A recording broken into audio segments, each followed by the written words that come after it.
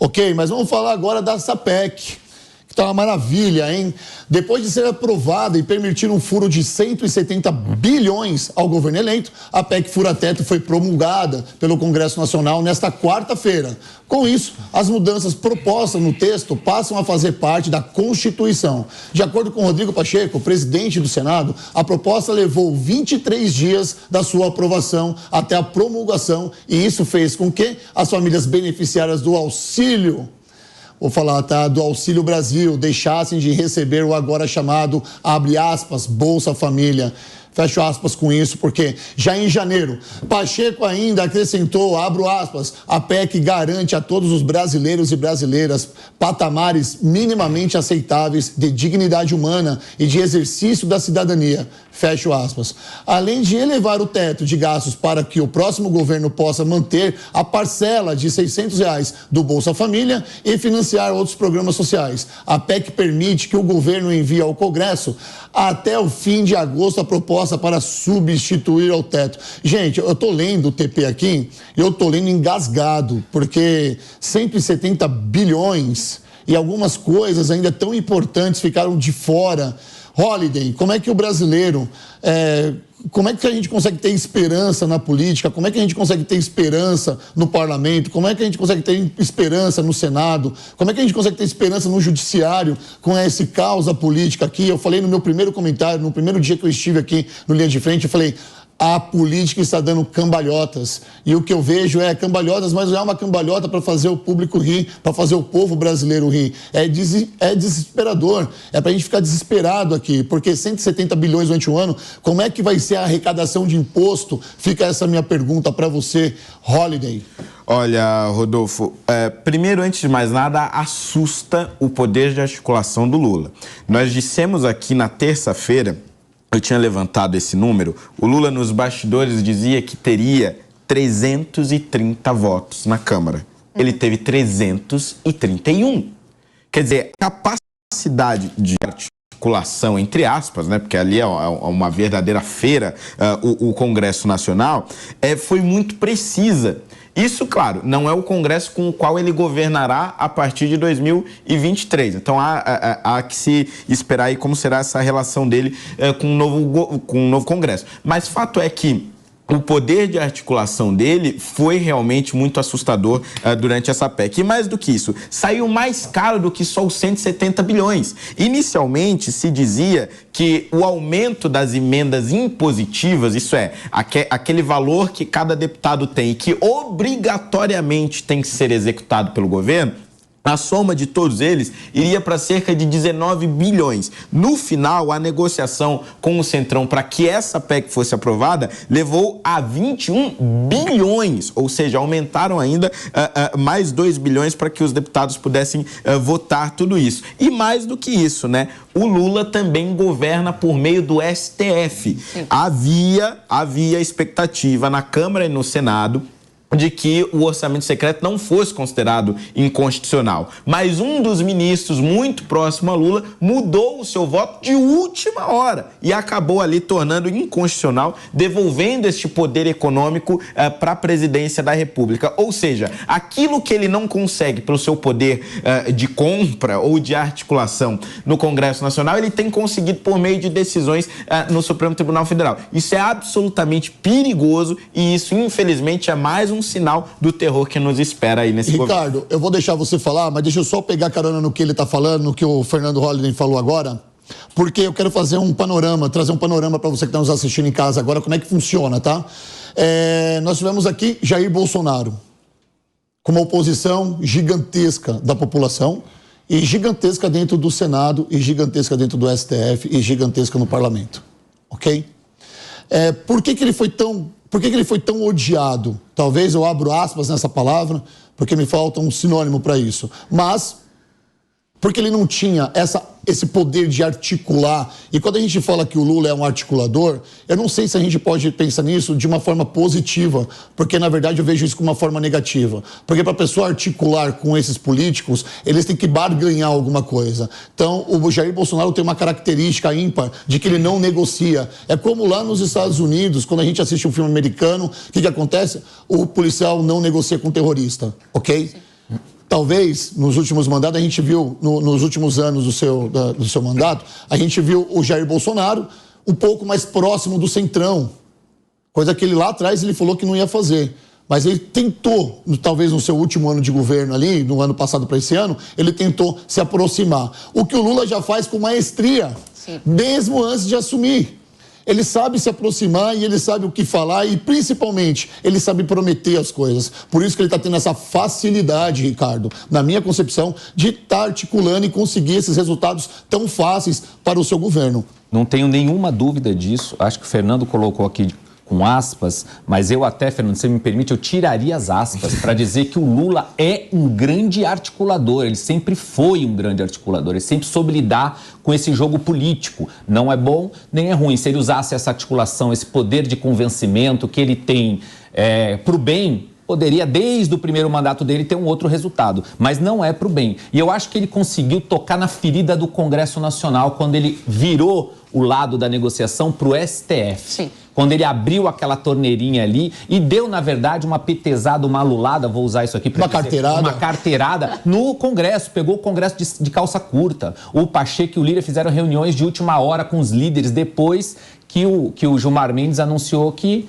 o Bolsa Família ficaria fora do teto de gastos, ou seja, o Lula está mexendo o xadrez direitinho e é aí que a gente tem que olhar, porque isso poderia ser para o bem, mas não está sendo.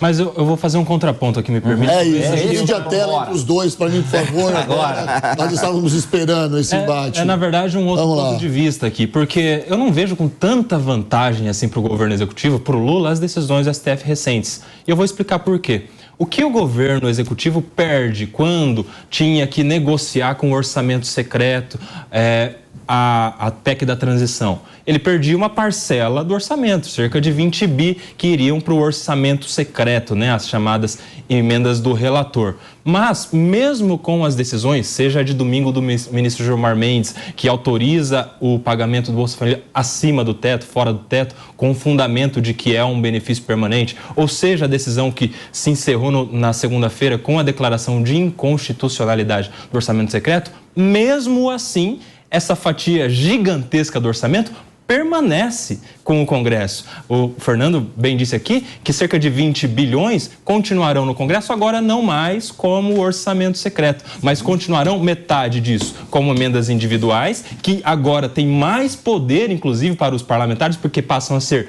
impositivas, obrigatórias e distribuídas de uma maneira mais equânime entre todos os parlamentares, e a outra metade em emendas de comissões, né, que agora tem uma finalidade específica, mas também continua na mão do Congresso. Então, eu acho que o Executivo não perde muito com essas últimas decisões, pelo menos nesse primeiro momento não vejo assim. Não ganha ou não perde? E eu também acho, o Executivo não perde. Aliás, não ganha muito, isso não favorece muito o Executivo. Primeiro que as emendas, Nelson, elas são uma quantidade de dinheiro menor do que seria lá atrás. Segundo, que ele dá um recado para o Congresso Nacional de que ele é articulador, ele tem um outro caminho para tomar decisões, o que é muito perigoso para o Brasil. O STF tomando decisões legislativas, invadindo a competência legislativa. Isso vem acontecendo há algum tempo e essa demonstração, para mim, é muito assustadora. Então, o Executivo, o Lula, demonstra para o Congresso que ele consegue articular de dois lados, sim, que o Bolsonaro, por exemplo, não conseguia. O Bolsonaro ficava batendo aqui, eu não negocio, que não acho que seja real isso. Acho que o Bolsonaro sempre foi do centrão aqui entre nós, ok? E nos últimos 2 anos, inclusive com Ciro Nogueira ali como ministro da Casa Civil, demonstrou tudo isso. Então vamos lá, só acho que ele não tinha essa condição de articular. Essa decisão agora, essa decisão de declaração de inconstitucionalidade do orçamento secreto, você aqui na mesa, aparentemente, acha que isso favorece o Executivo, sim, né? Imagina se essa decisão tivesse acontecido há 2 anos atrás.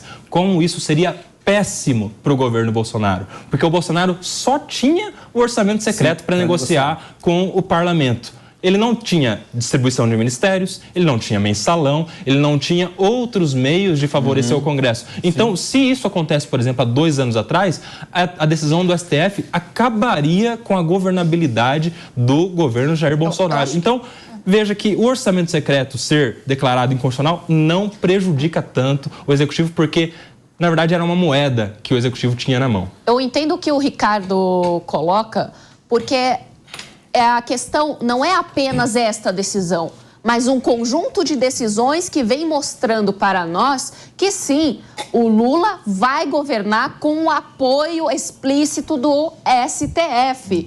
E o Congresso já notou isso e está tentando sobreviver de alguma forma para ter moedas ali de negociação. Mas agora está claro e é objetivo para todos nós que o STF está com o Lula e vai governar junto. Você acha, Holiday, eu vou passar a palavra para você, porque quando ela fala que vai governar com o aval do STF, vamos colocar dessa forma, me assusta, porque agora está todo mundo de um lado de um governo. Nós somos os opositores agora. Exatamente. O negócio é o seguinte, só complementando um pouco aqui a discussão que a gente estava tendo aí sobre o orçamento secreto. Você quer que eu divida a tela com você, com alguém? Não, é só...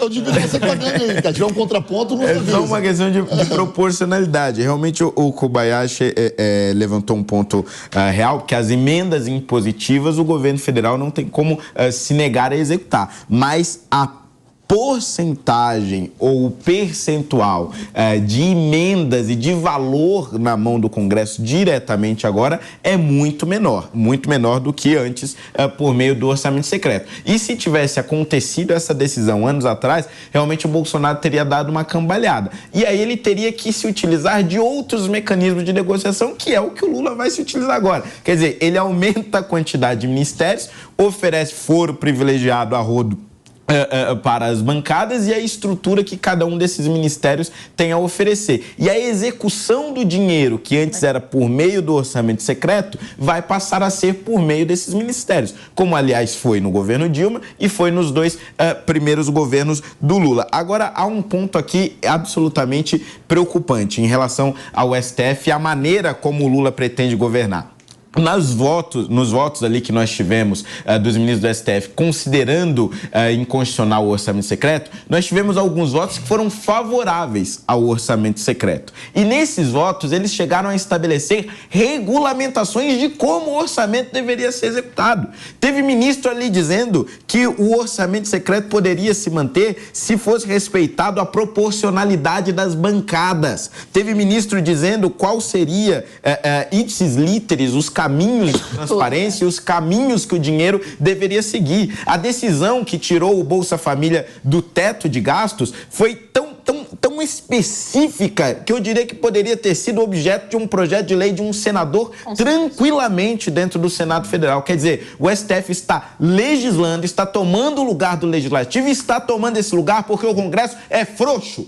Porque o Congresso está repleto de pessoas covardes que não têm coragem de atacar a Suprema Corte dentro das suas atribuições. Porque, veja, quando nós falamos aqui de um Congresso Nacional que necessita de coragem, que necessita de posicionamento, nós não estamos falando de golpe, não estamos falando de agir fora das 4 linhas da Constituição. Pelo contrário, estamos falando de pessoas que devem assumir o seu papel. São pagos para isso. Aumentaram o seu salário agora para 46 mil reais, mas continuam covardes, continuam frouxos, porque tem rabo preso dentro da Suprema Corte. Olha, isso é um absurdo. É um absurdo o que nós estamos vendo. O STF aumentando cada dia mais a sua autoridade e a Câmara dos Deputados calada e o Senado Federal calado. Você me permite só complementar, Dani? Além de frouxo, é corrupto. Faltou essa palavrinha. Verdade. Fernando, desculpa complementar a tua frase, que está assina embaixo do que você falou e o Congresso é corrupto. Esse é o problema. Porque muitos deles têm medo do STF. E aí fica esse jogo de coluio ali. Sim, era isso que eu ia falar, Ricardo, porque a questão que eu vejo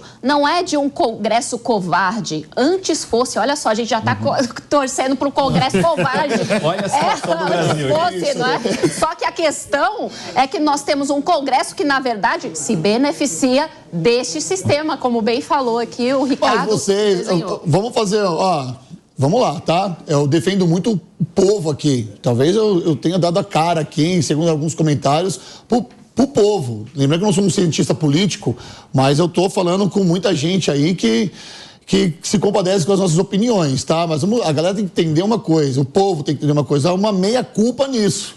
Com certeza. Porque quando chegam com um santinho lá e você não sabe quem votar, e você que continua ainda achando que política e religião não se discute, você tem uma meia-culpa nisso. Tá? Porque agora os covardes que eles estão se referindo aqui, os corruptos que vocês estão se referindo aqui, talvez, quem colocou essas pessoas lá? O que faltou para essas pessoas? Eu sempre falo aqui, hein, talvez a minha base de comentário esteja na educação. Eu sou muito a favor de uma educação política nas escolas. Eu sou muito a favor das pessoas estarem discutindo política.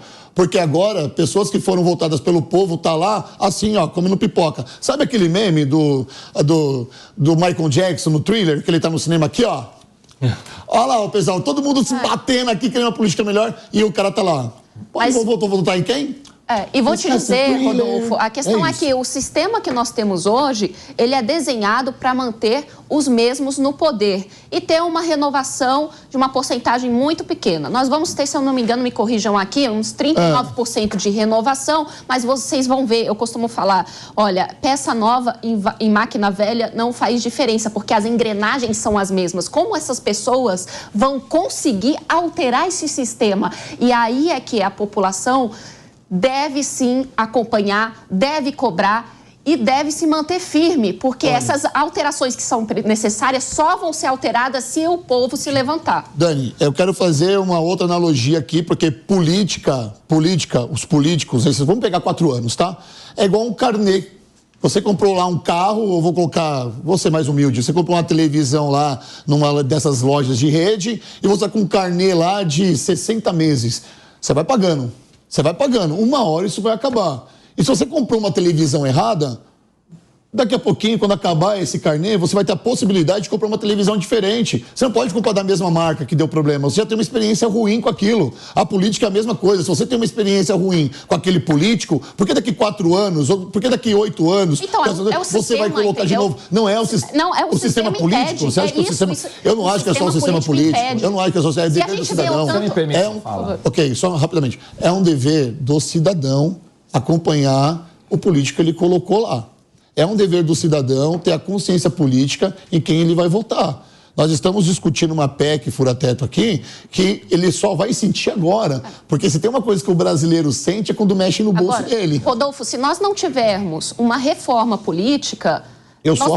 Nós não vamos conseguir... Mas eu sou a favor da reforma política. Eu sou totalmente a favor. Claro que nós temos que acompanhar, temos que votar em novos candidatos com qualidade, que estejam preparados sim para o poder público. Mas o sistema político vigente de hoje não nos permitem fazer as alterações e as mudanças significativas para que nós possamos começar a ver um outro país surgindo. Ô, Dani, eu acho que uma parcela significativa do eleitor brasileiro, infelizmente, não sabe votar.